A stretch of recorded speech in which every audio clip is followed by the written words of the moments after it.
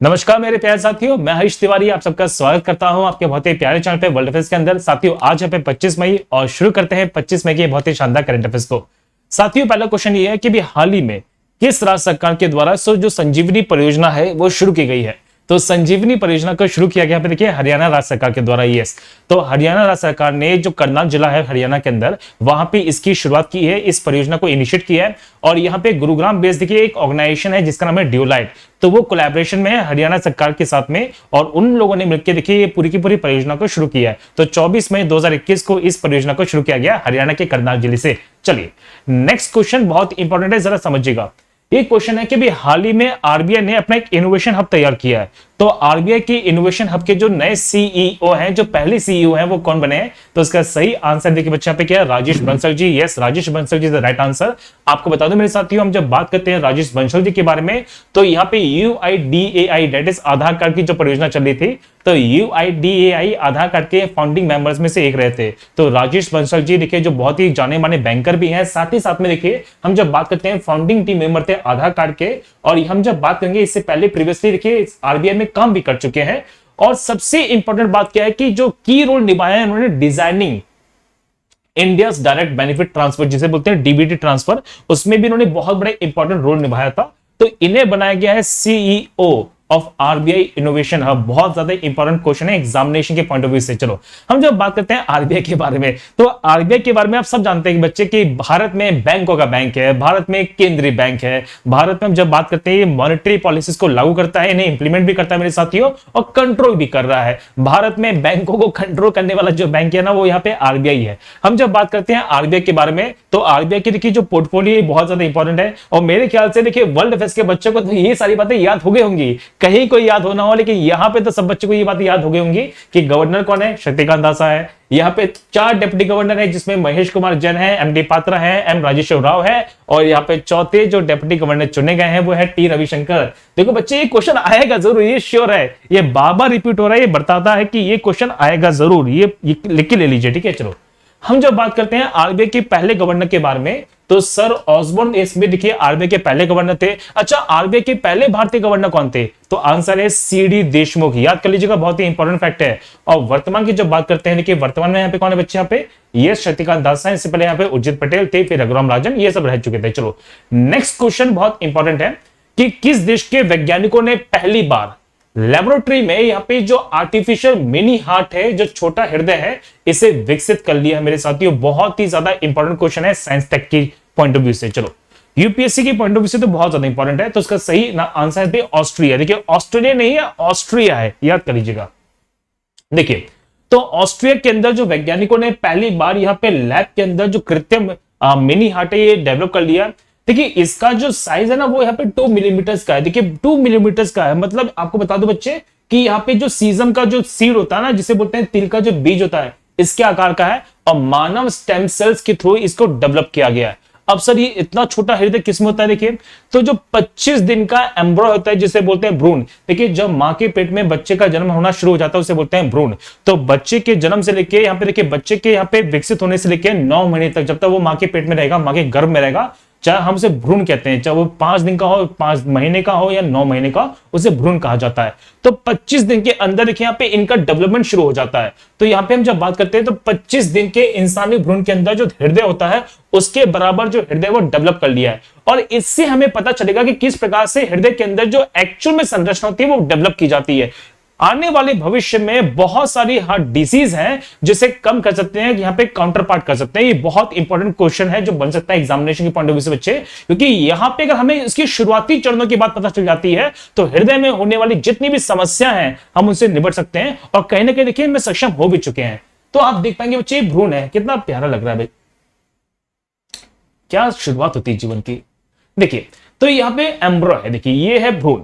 तो देखिए मां के पेट में यहाँ पे देखिए जब यहाँ पे जीवन की स्थापित जीवन की देखिए शुरुआत होती है, तो इस प्रकार से यहाँ पे जीवन शुरू होने वाला है। और देखिए यहाँ पे धीरे धीरे इसका जो आकार है बढ़ने लगता है। जीवन की लीला अलग है ना। चलो तो देखिए आपको एक बात बताना चाहिए, देखिए हमारे शरीर के अंदर जो ब्लड का फॉर्मेशन है वो तो आरबीसीज का जो फॉर्मेशन है, डब्ल्यूबीसीज का जो फॉर्मेशन है वो हमारे शरीर में पाए जाने वाली देखिए अस्थि मज्जा से होता है, बोन मैरो से होता है। लेकिन जब यहाँ पे एम्ब्रॉय की बात करते हैं, भ्रूण की बात करते हैं, वो कहां पे होता है देखिए, तो वो होता है लीवर के मेसोडर्म में। ये भी आपसे एग्जामिनेशन में क्वेश्चन बन जाता है। चलो, तो ये ऑस्ट्रिया में इसकी खोज की गई है, सिंपल है। अच्छा, किसने खोज की है ये भी क्वेश्चन बन सकता है बच्चे। तो खोज करने वाले यहाँ पे देखिए बायो वैज्ञानिक है जिनका नाम है जेम्मा। यस, तो यहाँ पे बायो वैज्ञानिक है, बायो इंजीनियर है जिनका नाम है जेम्मा, उनके द्वारा खोज किया गया है। ये आपसे पूछ सकते हैं। देखिए अच्छा बता दो कि विश्व के अंदर सबसे पहले जो आर्टिफिशियल हार्ट है ना, कृत्रिम हृदय, इसका नाम है जार्विक 7। तो जार्विक 7 यहाँ पे क्या है मेरे साथियों, आर्टिफिशियल हार्ट है। ये भी आपसे एग्जामिनेशन में क्वेश्चन पूछ सकते हैं वनडे के अंदर। यूपीएससी तक डिटेल में तो नहीं जानने वाला नहीं है। चलो, बहुत ही इंपॉर्टेंट क्वेश्चन बच्चे यहाँ पे दिया गया। अभी हाल ही में देखिए डॉक्टर श्री कुमार बनर्जी का निधन हो गया 75 वर्ष की आयु में। इनका संबंध किस क्षेत्र से था, बहुत ही इंपॉर्टेंट क्वेश्चन है ये बच्चे। देखिए कुछ डेथ ऐसी होती है जिनसे एग्जामिनेशन में क्वेश्चन बनता है और यहां से क्वेश्चन बनेगा। देखिए बहुत ही ज्यादा इंपॉर्टेंट क्वेश्चन है। इसका सही आंसर है एटॉमिक एनर्जी, जिसे बोलते हैं परमाणु ऊर्जा। हम जब बात करते हैं डॉक्टर बनर्जी के बारे में, देखिए हम जब बात करते हैं डॉक्टर श्री कुमार बनर्जी के बारे में, तो ये फॉर्मर एटॉमिक एनर्जी कमीशन के चेयरमैन थे। और बता दूं मेरे साथियों, इन्होंने देखिए वर्क किया है as a director of the Bhabha atomic research centre, जिसे भार कहते हैं। और साथ ही साथ में देखिए सेक्रेटरी के रूप में यहाँ पे काम कर चुके हैं for the department of atomic energy. इन्हें इनके कार्य के लिए, मतलब भारत में बहुत ही प्रतिष्ठित यहाँ पे देखिए कार्य किया जाता है इसे, और सम्मानजनक यहाँ पे पद माना गया मेरे साथियों। तो इनके देखिए बहुत ही शानदार कंट्रीब्यूशन के लिए इन्हें पद्मश्री मिला था 2005 में, और शांति स्वरूप भटनागर अवार्ड मिला है मेरे साथियों यहाँ पे 1989 में for the remarkable contribution in the field of science. ये याद कर लीजिएगा। हम जब बात करते देखिए एटॉमिक एनर्जी के बारे में, तो भारत के अंदर देखिए एटॉमिक एनर्जी कमीशन है जिसे 10 अगस्त 1948 को स्थापित किया गया। और आपको ये जान के देखिए खुशी होगी मेरे साथियों कि हम जब बात करते हैं कि भारत के अंदर एटॉमिक एनर्जी कमीशन के जो पहले चेयरमैन थे बच्चे, वो थे यहाँ पे डॉक्टर होमी जहांगीर भामा, जिनके बाद यहाँ पे देखिए इन्हीं नाम पर यहाँ पे जो भारत एटॉमिक रिसर्च सेंटर है वो स्टैब्लिश किया गया था। चलो, हम जब बात करते हैं वर्तमान में कौन है बच्चे, देखिए वर्तमान में यहाँ पे केएन व्यास है। आप याद कर लीजिएगा, एग्जामिनेशन के पॉइंट ऑफ व्यू से क्वेश्चन बनने वाला है। तो जो भाभा एटॉमिक रिसर्च सेंटर है वो इन्हीं के नाम पर है, डॉक्टर होमी जहांगीर भाभा के नाम पर, जो यहाँ पे पहले चेयरमैन थे एटॉमिक एनर्जी कमीशन के।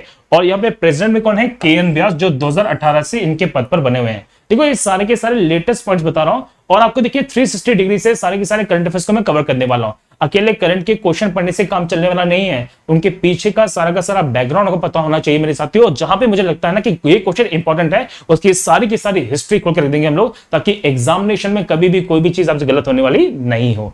चलिए नेक्स्ट क्वेश्चन पे दिया गया, देखिए बहुत ही शानदार क्वेश्चन है। देखिए इसका अगर मैं आपसे लाइव क्लास में पूछता ना, आप गारंटी से इसका आंसर मुझे गलत करते। सुनो, क्वेश्चन बना है कि देखिए रिसेंटली किसे इलेक्ट किया गया है as a badminton world federation council के अंदर, जो फॉर द पीरियड ऑफ 2021 से 2025, मतलब 4 सालों के लिए इन्हें अपॉइंट किया गया।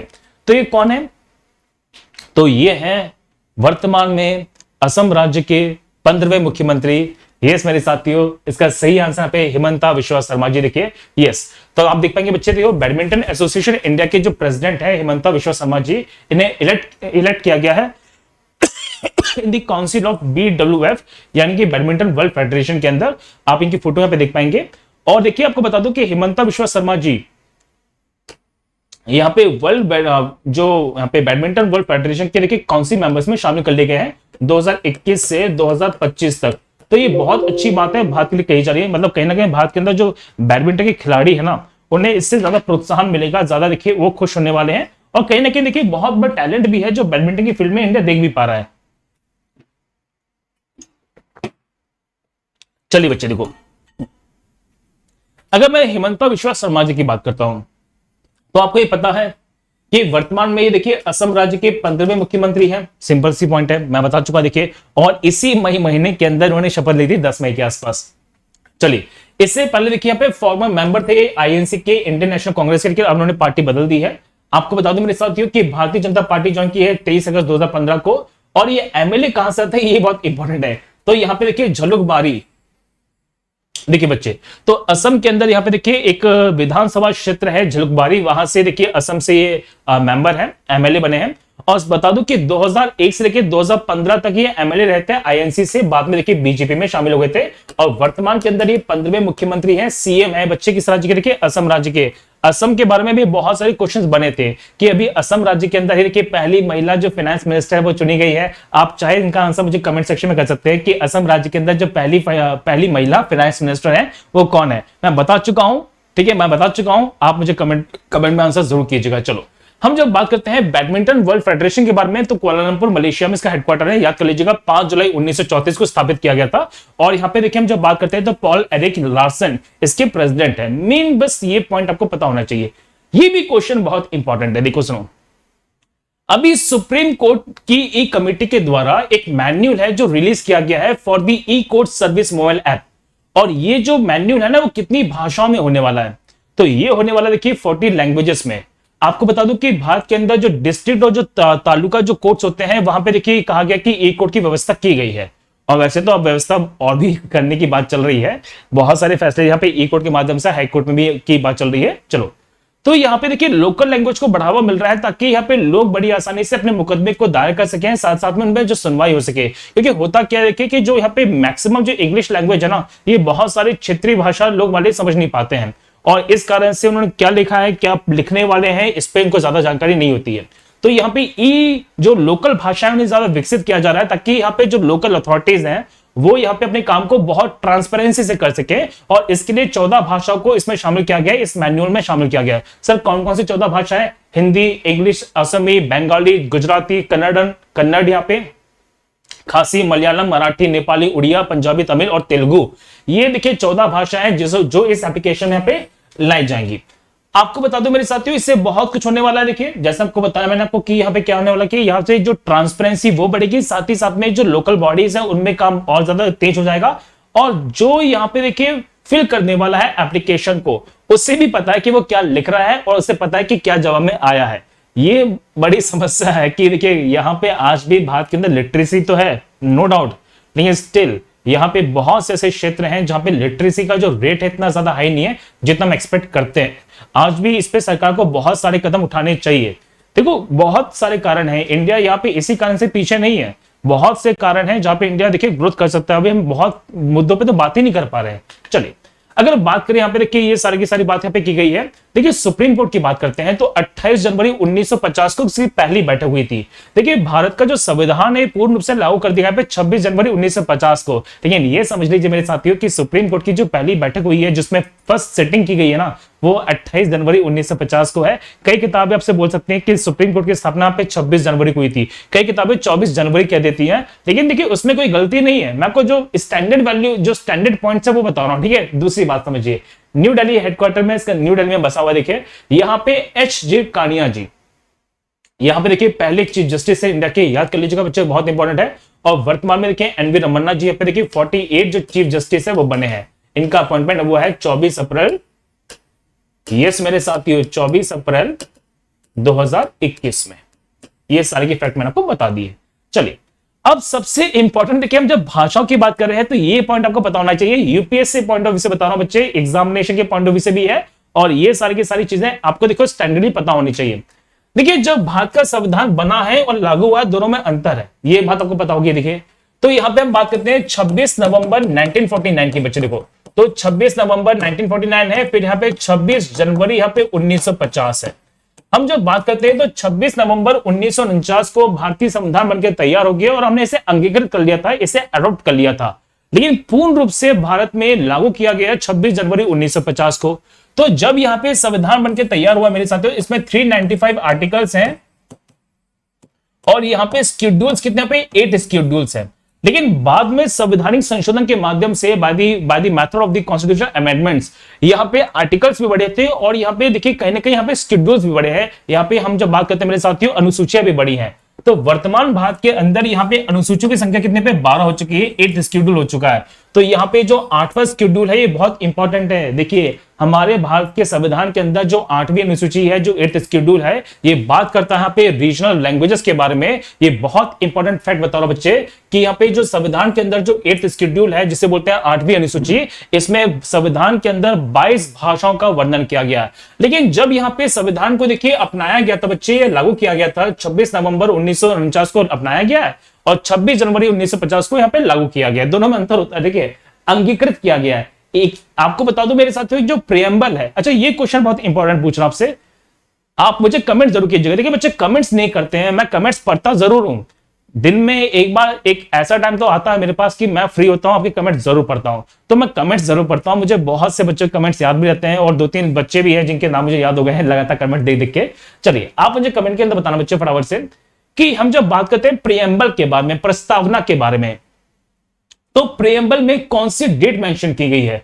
26 नवंबर 1949 की या फिर 26 जनवरी 1950 की? आप इसका आंसर मुझे कमेंट सेक्शन में जरूर कीजिएगा। चलो, तो हम जब बात करते देखिए तो 14 भाषा थी जो शामिल की गई थी, लेकिन बाद में कॉन्स्टिट्यूशन अमेंडमेंट होते रहे थे। तो सबसे पहले सिंधी भाषा है 1967 में 21वें संवैधानिक संशोधन अधिनियम के माध्यम से। फिर यहां पे देखिए कोंकणी, मणिपुरी, नेपाली 3 भाषा है 1992 में 71वें संवैधानिक संशोधन से। और लास्ट में मेरे साथियों यहां पे 4 भाषाएं जोड़ी गई हैं, जिसमें बोडो, डोगरी, मैथिली, संथाली है 2003 में, यहां पे 92nd यहां पे कॉन्स्टिट्यूशन अमेंडमेंट के थ्रू में। और अब यहां पे संविधान के अंदर कितनी ऑफिशियल लैंग्वेज हो चुकी है बच्चे? यहां पे 22 ऑफिशियल लैंग्वेज हो चुकी है। द मोस्ट इंपॉर्टेंट फैक्ट मैंने आपको बता दिया। अच्छा, एक क्वेश्चन बहुत अच्छा बन सकता है, वो ये है कि अभी यहां पे एक भाषा है जिसे यहां पे देखिए मांग चल रही है संविधान के अंदर, यहां पे संशोधन के तहत यहां पे भाषा को शामिल करने के लिए। अगर आप चाहे तो बता देना भैया। चलो मैं आपको हिंट देता हूं, वो तमिलनाडु की भाषा है, ठीक है। कन्नड़ वो तमिलनाडु का जो स्टेट है ना, जो मद्रास स्टेट है, वहां की भाषा है। चलिए देखिए अभी हुआ क्या था latest, ministry of electronics and information technology जो गवर्नमेंट ऑफ इंडिया का पार्ट है बच्चे, उसने इंडियन लैंग्वेज को विकसित करने के लिए एक लर्निंग ऐप डेवलप किया था, जिसमें इनोवेशन चैलेंज लाया गया था, और पीएम मोदी जी ने इसकी खुद यहां पे इनोग्रेशन की थी। चलो नेक्स्ट क्वेश्चन बहुत इंपॉर्टेंट है। देखिए जो माउंट यहां पे न्यारागोंगो है, या न्यारागोंगो है, ये किस कंट्री में लोकेटेड है? तो जो माउंट न्यारागोंगो है बच्चे, वो पड़ता है कहां पे? देखिए कॉन्गो के अंदर, यहां पे डीआरसी कह दीजिए, वैसे डेमोक्रेटिक रिपब्लिक ऑफ कॉन्गो है, कॉन्गो में है। और हुआ क्या देखिए, इसमें अभी हाल ही में जो वॉल्केनिक इरप्शन है वो हो गया है।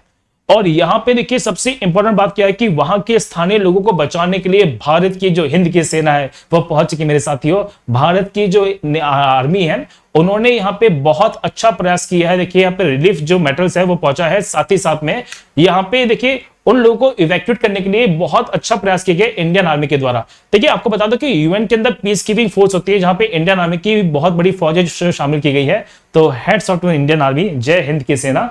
हम जब बात करते हैं वो पहुंची है। हुआ क्या देखिए बच्चे कि जब यहाँ पे वॉल्केनिक इरप्शन हुआ ना, तो बहुत सारे लोग यहाँ पे कॉन्गो छोड़ के देखिए पड़ोस में भाग गए, रवांडा में भाग गए हैं। अब ये रवांडा कहां पे आपको मैं मैप में बताने वाला हूं, डोंट वरी। तो देखिए यहाँ पे वॉल्केनिक इरप्शन हुआ है, और ये हुआ देखिए न्यारागोंगो में। आप देख पाएंगे बच्चे, देखो यहाँ पे एक वोल्केनो है जिसका नाम है न्यारागोंगो, और इसके बगल में देखो ये है कौन सा? देखिए यहाँ पे रवांडा, ठीक है। आपको यहाँ पे देखिए मैप दिख रहा है। तो यहाँ पे हम जब बात करते हैं कॉन्गो के बारे में, देखिए किंशासा देखिए पे क्या बच्चे कैपिटल है, ये सिंपल सा क्वेश्चन बनता है। लेकिन इंपॉर्टेंट फैक्ट क्या है कि यहां से इक्वेटर पास करता है, ये इक्वेटर पास करता है। और बता दो मेरे साथियों कि इक्वेटर को 2 बार काटने वाली जो नदी है वो है कॉन्गो नदी। यस, अगर आपसे एग्जामिनेशन में क्वेश्चन पूछ लिया जाए कि वो कौन सी नदी है जो इक्वेटर को 2 बार काट देती है, तो वो कौन सी नदी बच्चे? कॉन्गो नदी है। इसी तरह से देखिएगा कहीं पे अफ्रीका के अंदर यहाँ पे देखिए ट्रॉपिक ऑफ कैप्रिकॉर्न है, जिसे बोलते हैं मकर रेखा। वैसे बता दो मेरे साथियों, मकर रेखा नहीं होता, यहाँ पे मकर वृत्त होता है। यहाँ पे देखिए ये मकर सर्कल है एक्चुअल में। Tropic of Capricorn is not a line, it's यहाँ पे देखिए सर्कल है। लेकिन ये ज्योग्राफी की बात हम बाद में कभी कभी करेंगे। तो यहाँ पे ट्रॉपिक ऑफ कैप्रिकॉर्न है, और ट्रॉपिक ऑफ कैप्रिकॉर्न को भी देखिए 2 बार काटने वाली जो नदी है ना, वो अफ्रीकन कॉन्टिनेंट में है, जिसका नाम है लिम्पोपो। कौन सी बच्चे? यहाँ पे लिम्पोपो।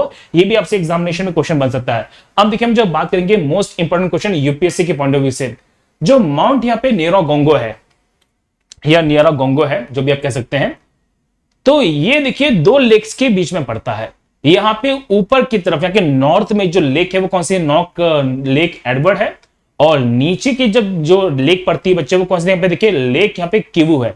और मैंने बताया कि बहुत सारे लोग जो रवांडा भागे हैं, जिसकी किगाली यहाँ पे क्या कैपिटल है, ये भी आपसे क्वेश्चन बन सकते हैं। अच्छा, ये जो विस्फोट हुआ है ना, ये कहां पे हुआ है? ये एरिया पूछेंगे तो ये है गोमा के अंदर। यस, तो यहाँ पे देखिए ईस्टर्न टाउन पड़ता है गोमा, तो गोमा के अंदर यहाँ पे इरप्शन हुआ। गोमा के अंदर ही यहाँ पे भारत की जो हिंद की सेना है बच्चे, उन्होंने यहाँ पे सारा का सारा कार्य किया है, वहां के लोगों को निकालने का प्रयास किया है। और साथ ही साथ में देखिए हुआ क्या था कि वहां पे वाटर सप्लाई एकदम से कोलैप्स कर गई थी। तो भारत की सेना ने वहां पे 2 दिन का जो एक बफर स्टॉक है वाटर का, वो रख लिया है, ताकि वहां पे कोई भी लोग प्यास से ना मरे। चलिए तो ये कार्य किया गया कि भारत की सेना के द्वारा यूएन पीस कीपिंग फोर्स में इंडियन की जो आर्मी है वो बहुत बड़ा रोल निभा रही है। और देखिए यहां पे सबसे बता दूं मेरे साथियों कि बहुत होगा आर्मी को लेके, लेकिन मुझे आर्मी का जो मोटो है ना ये बहुत पसंद है, सर्विस बिफोर सेल्फ। क्या बात कही जा रही है, मतलब यहां पे देखिए बिना किसी यहां पे भेदभाव के, बिना किसी देखिए यहां पे अपने चीजों को निकालने समय यहां पे कहा जाए कि सबसे पहले सर्विस है, हमसे भी पहले सर्विस है। चलिए चलो नेक्स्ट क्वेश्चन पे दिया गया वो ये बच्चे देखिए यहां पे कि इनमें से किसे यहां पे एटीपी जिनोवा के अंदर जो ओपन 2021 टाइटल है वो जीत लिया है। तो ये जीता देखिए कैस्पर रूड ने, सिंपल सा क्वेश्चन है, याद कर सकते हैं। तो यहां पे देखिए बैडमिंटन का टेनिस टूर्नामेंट है बच्चे, टेनिस टूर्नामेंट है, तो टेनिस टूर्नामेंट है जो जीता पे देखिए यहां पे किसने, कैस्पर रूड ने। सिंपल सा क्वेश्चन है, इसमें ज्यादा क्वेश्चन बनने वाला नहीं है। चलिए नेक्स्ट क्वेश्चन देखिए इंपॉर्टेंट है कि यहां पे जो फॉरेन मिनिस्टर है भारत के जिनका नाम है डॉक्टर एस जयशंकर, ये 5 दिन की यात्रा पे गए हैं किस देश की, तो ये 5 दिन की यात्रा पे गए हैं देखिए यूएसए में।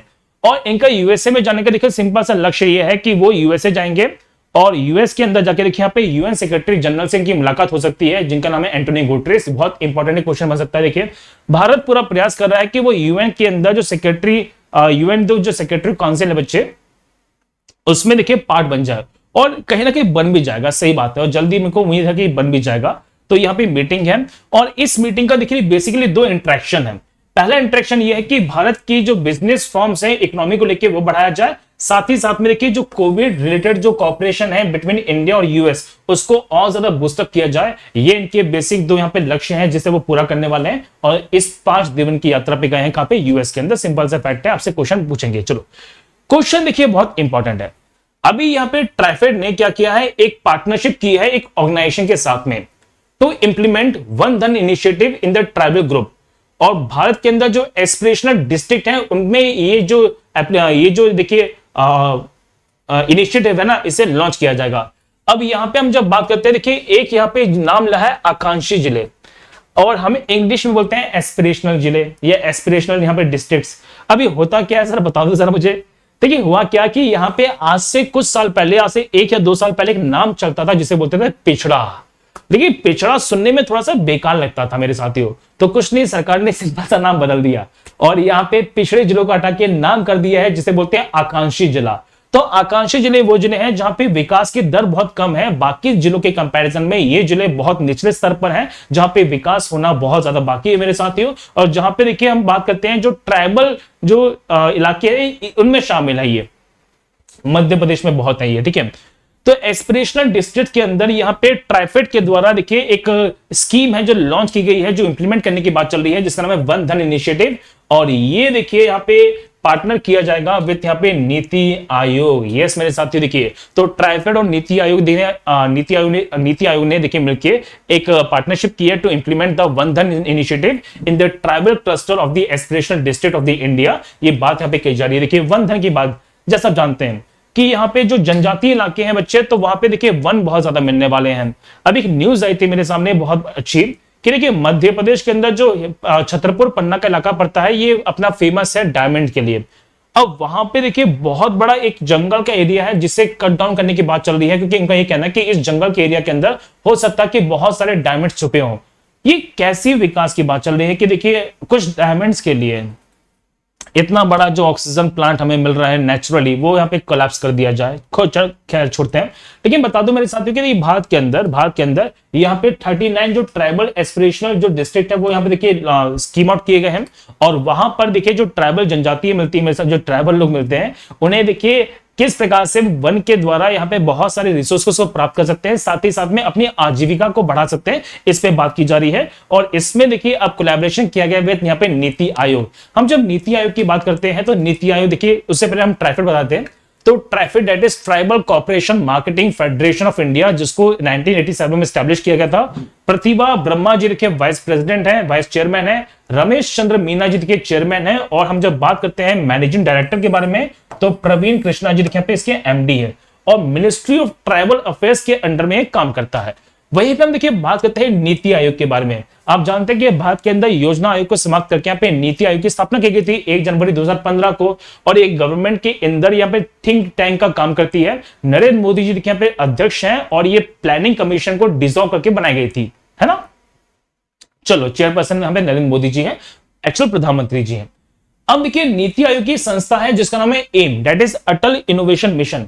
उसके अभी जो मिशन डायरेक्टर बने हैं वो है चिंतन वैष्णव जी, जो आपसे एग्जामिनेशन में बहुत ही फ्रीक्वेंटली क्वेश्चन पूछा जा सकता है।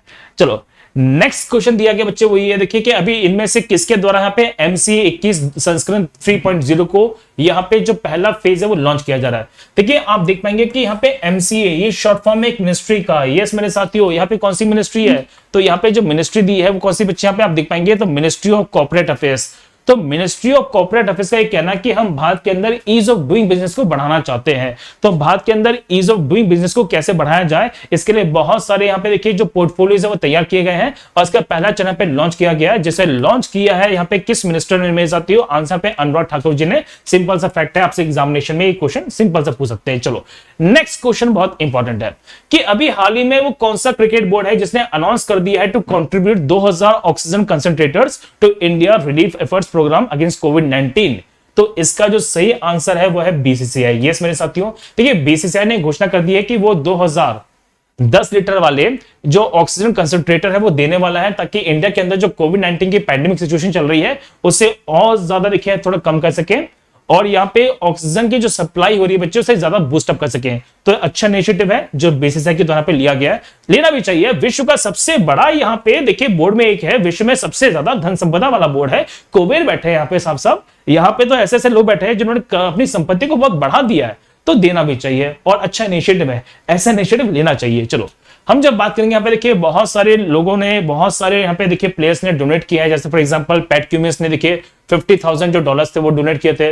यहाँ पे ब्रेटली ने पूरा का पूरा जो एक बिटकॉइन था वो डोनेट कर दिया था। उस समय इसकी कीमत थी 41 लाख के आसपास। अब तो देखिए चेंज हो गई, फ्लक्चुएट कर गई है आरबीआई की पॉलिसीज के द्वारा। राहुल द्रविड़ बन चुके हैं देखिए यहाँ पे इंडिया के head coach for the tour for the Sri Lanka. और यहाँ पे देखिए हम जब बात करते हैं रमेश पवार जी को बनाया गया देखिए वुमेन्स क्रिकेट टीम का यहाँ पे हेड कोच। ये सिंपल सा फैक्ट मैंने बता दिया। चलो बच्चे देखिए, ये क्वेश्चन बहुत इंपॉर्टेंट बनने वाला है कि अभी यहाँ पे एक किताब है जो बहुत ज्यादा चर्चा में आई है। वैसे 23 मई का क्वेश्चन था, मैं आपको आज बता पा रहा हूँ, कोई दिक्कत नहीं है। चलो 2 दिन लेट हो गए थोड़ा सा। तो नेहरू, तिब्बत और चीन एक पुस्तक है जो बहुत चर्चा में है। किसके द्वारा लिखी गई है बच्चे, तो ये लिखी गई है देखिए अवतार सिंह भसीन के द्वारा। एक्चुअल में बता दो देखिए 2 पुस्तकें बहुत चर्चा में थी। तो पहली है नेहरू, तिब्बत और चाइना, जो यहाँ पे अवतार सिंह भसीन के द्वारा है। और दूसरी जो किताब देखिए अभी हाल ही में चर्चा में आई है वो यहाँ पे India and Asian geopolitics the past present, और ये लिखी गई यहाँ पे शिव शंकर मेमन के द्वारा। ये 2 किताबें हैं, आपको एग्जामिनेशन में पूछ सकते हैं। चलो, आज है 25 मई देखिए, और 25 मई को वैसे तो कोई दिवस नहीं है ज्यादा इंपॉर्टेंट, लेकिन एक मुझे इंपॉर्टेंट दिवस लगा, वो है देखिए वर्ल्ड थायराइड डे। देखिए हम जब बात करते हैं थायराइड के बारे में, तो हमारे शरीर के अंदर बहुत सारे ग्लैंड्स होते हैं बच्चे, जिसे हम हिंदी में बोलते हैं ग्रंथि। देखिए हम जब ग्रंथियों की बात करते हैं तो ग्रंथियां वो होती हैं जो हमारे शरीर में बहुत सारे हार्मोन्स का सीक्रेशन भी करती हैं।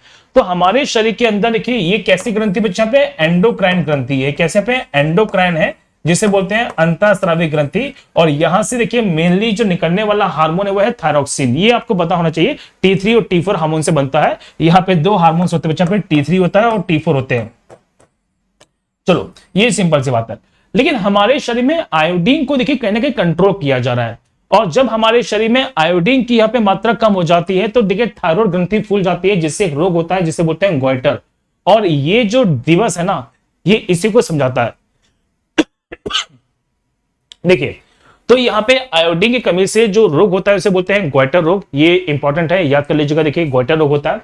और बता दो मेरे साथियों कि देखिए यहाँ पे इसकी थीम दी गई है इस साल की। तो यहाँ पे थीम क्या देखिए, मदर बेबी आयोडीन। तो ये थीम है यहाँ पे वर्ल्ड, यहाँ पे देखिए कौन सा डे है बच्चे, यहाँ पे थायराइड डे है, ये याद कर लीजिएगा। तो 2021 की थीम है जो इंपॉर्टेंट बन सकता है क्वेश्चन। अगर हिस्ट्री की बात करें तो आज यहाँ पे रास बिहारी बोस का जन्मदिन पड़ता है। भारत के मगर पॉइंट ऑफ व्यू से बात करूं मेरे साथियों, देखिए 25 मई 1886 को इनका जन्मदिन पड़ता है। हम जब बात करते हैं देखिए यहाँ पे एक वायसरॉय थे भारत में जिनका नाम था यहाँ पे लॉर्ड हार्डिंग। देखिए बच्चे, तो लॉर्ड हार्डिंग के एसेसिनेशन, देखिए लॉर्ड हार्डिंग को देखिए मारने का प्रयास किया था लेकिन वो मर नहीं पाए थे, वो बच गए थे। तो उसके बाद देखिए इन्हें अंडरग्राउंड रहना पड़ा था। हम जब बात करें तो जापान में इन्होंने इंडियन इंडिपेंडेंस लीग की स्थापना की थी, और जापान ने देखिए कहीं ना कहीं इसका सपोर्ट भी किया है हमारे भारत की स्वतंत्रता संग्राम के अंदर। और सबसे इंपॉर्टेंट बात देखिए, हम जब बात करते हैं देखिए आजाद हिंद फौज के बारे में, तो आजाद हिंद फौज के यहाँ पे संस्थापक में से एक थे यहाँ पे रास बिहारी बोस जी, जिसे बाद में विश्व विख्यात किया यहाँ पे सुभाष चंद्र बोस ने। तो मेरे साथियों ये था देखिए हमारा बेसिक करंट अफेयर्स। लेकिन जाने से पहले आपको मैं एक क्वेश्चन पूछना चाहता हूं, वो ये है कि अभी हाल ही में देखिए यहाँ पे अल अक्सा जो मस्जिद है वो बहुत ज्यादा चर्चा में रही है। आपको मुझे कमेंट में बताना कि इनमें से जो अल अक्सा मस्जिद है वो कहां पर है और किस लिए फेमस है, ये भी मुझे आप कमेंट सेक्शन में जरूर बताएंगे। तो साथियों देखिए ये था हमारा करंट अफेयर्स। अब जाने से पहले आपके लिए जो सबसे इंपॉर्टेंट सेक्शन है वो को सुन के जाइए। देखिए अनअकैडमी पर आपको बहुत कुछ मिलने वाला है। देखिए बेस्ट एजुकेटर्स हैं, बेस्ट मेंटर्स हैं जो को यहाँ पे दिन रात पढ़ाने के तैयार बैठे वाले हैं। और यकीन मानिए मेरे साथियों कि आपकी तैयारी को सबसे ज्यादा बूस्टअप मिल सकता है अनअकैडमी के प्लस प्लेटफॉर्म पे। तो यदि आप यहाँ पे एसएससी एग्जामिनेशन को क्रैक करना चाहते हैं तो इंडिया के सबसे बड़े प्लेटफॉर्म अनअकैडमी के साथ में तो फायदा क्या है कि वहां पे आपको बहुत कुछ मिलेगा। तो सबसे पहले देखिए अनअकैडमी का जो लर्निंग ऐप है उसे डाउनलोड जरूर कीजिएगा। वहां पर आपको मिलने वाली है daily live classes, live test and quiz. यहाँ पे एक स्ट्रक्चर तरीके से सारा का सारा जो स्ट्रक्चर कोर्स मिलने वाला है जो आपको बेनिफिट करेगा आपके प्रिपरेशन को बहुत ज्यादा बूस्टअप करने के लिए। और सबसे इंपॉर्टेंट बात ये बच्चे कि एक सब्सक्रिप्शन की फीस में आपके पास अनलिमिटेड एक्सेस मिलने वाला है सभी मेंटर्स का, सभी फैकल्टीज का। मतलब आपको जो पढ़ना है जब पढ़ना है तब पढ़िए। यहाँ पे रिकॉर्डिंग क्लासेस भी है मेरे साथियों। आपको देखिए मल्टीपल रिविजन की जो फैसिलिटीज मिलने वाली है। मतलब कोई बहाना नहीं है कि सर हम प्रिपरेशन को सही रूप से कर नहीं पाए थे। तो मेरे साथियों बहुत कुछ मिल सकता है इस अनअकैडमी के प्लेटफॉर्म पे। यदि आपको बता दूं कि अगर आप एसएससी का सब्सक्रिप्शन लेते हैं जो लेना भी चाहिए तो देखिए आपको वो बहुत सारे कोर्सेस में मिल सकता है। बहुत सारे इसके स्ट्रक्चर्स हैं, जैसे फॉर एग्जांपल 12 महीने का स्ट्रक्चर मिलेगा आपको। 12 महीने का कोर्स मिलने वाला है 542 रुपीज पर मंथ में। लेकिन आप गलती से भी ये फीस पे ना कर दीजिएगा। सिंपली यहाँ पे कोड यूज कीजिए मेरा यहाँ पे HTSER10। आप जैसे ही यहाँ पे कोड यूज करेंगे आपके सब्सक्रिप्शन की जो फीस है वो घट जाएगी और ये पड़ेगा आपको सिर्फ यहाँ पे 488 रुपीज पर मंथ के अंदर। तो साथियों यहाँ पे किस चीज का वेट कर रहे हैं, इतनी सुविधाएं आपको कहीं मिलने वाली नहीं है। तो go for the plus courses definitely. और मैं बता दूं देखिए आपको बहुत इंपॉर्टेंटली कि हर संडे यहाँ पे अनअकैडमी पर देखिए अनअकैडमी कॉम्बैट चल रहा है जो इंडिया के सबसे बड़े स्कॉलरशिप टेस्ट में से है। यहाँ पे देखिए इस टेस्ट को आप दे सकते हो गारंटी से, बहुत सारे प्राइजेस मिलेंगे। तो सिंपली इस टेस्ट को देने से पहले एक अनलॉक कोड है जो आपसे पूछेंगे। तो सिंपली जस्ट यहाँ पे मेरा कोड यूज कीजिए दैट इज HTSER10। इसे अनलॉक कीजिए, फ्री है और इंडिया के सबसे बड़े स्कॉलरशिप टेस्ट हो रहा है उसमें जरूर शामिल हो जाएगा। तो साथियों ये था आज का हमारा करंट अफेयर्स। मैं उम्मीद करता हूं आपको बहुत कुछ यहाँ पे नया सीखने को जरूर मिलेगा। आपके कमेंट्स कम होते हैं बच्चे, कमेंट जरूर कीजिएगा। लाइक्स कम होते हैं, इसे जरूर कीजिएगा। और अब समय आ गया है कि इस करंट अफेयर्स के सेशन को बहुत ज्यादा बढ़ाने के लिए तो मेरे साथियों शेयर जरूर कीजिए, क्योंकि मेरी मेहनत को यहाँ पे सफल होना चाहिए। मेरी नहीं, हम सबकी जो मेहनत है इसे सफल होने का समय आ गया है। तो इन सब बातों से मैं लेता हूं विदा। हम मिलते हैं कल बहुत ही बेहतरीन करंट अफेयर्स के साथ में। तब तक घर पर रहिए, सुरक्षित रहिए। जय हिंद, जय भारत।